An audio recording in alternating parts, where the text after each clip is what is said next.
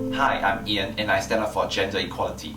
Hi, I'm Lachlan and today I speak up for better access to opportunities and resources for youth employment and education in rural and isolated regions of Australia. Hey, I'm Felix and I speak up for quality education for young people. My name is Jessie and I speak up for cultural understanding. In a lot of less developed countries, millions of girls are deprived of education simply because they are girls.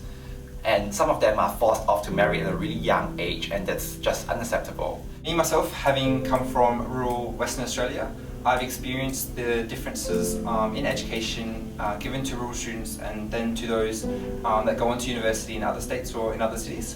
And so I see myself the importance of being given the same sort of resources and support that metropolitan students are given. Having been born and raised in Australia, I'm proud of my Chinese heritage and still consider myself to be 100% Australian.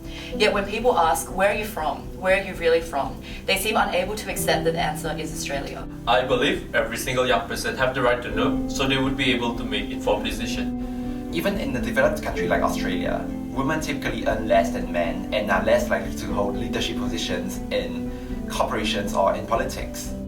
Living in a country with a rich migrant history, the cultural diversity that surrounds us can fool us into thinking that we are multicultural.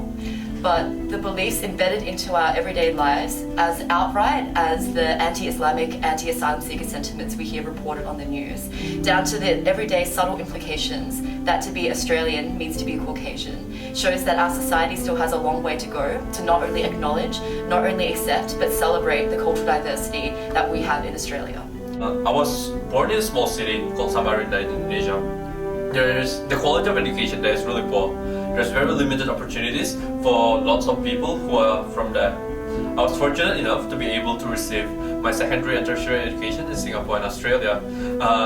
And all these experiences have given me a lot more opportunities than I could have ever gotten back home. Gender stereotypes are still very common. I'm sure you have heard of things like women shouldn't be engineers because it's a very manly thing to do, or like men shouldn't be perceived as weak because men should be masculine, strong, manly. But I believe such mindsets have to change right now in the 21st century. I see the potential for a lot of growth in representation of rural students in higher education and for their own growth and empowerment in higher education if they were to be given the same sort of resources that metropolitan students are given today.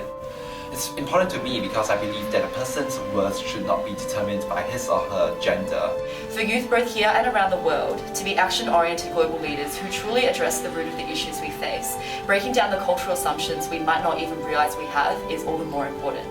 This is what I speak for. Let your voice be heard. So let your voice be heard. Let your voice be heard. Let your voice be heard.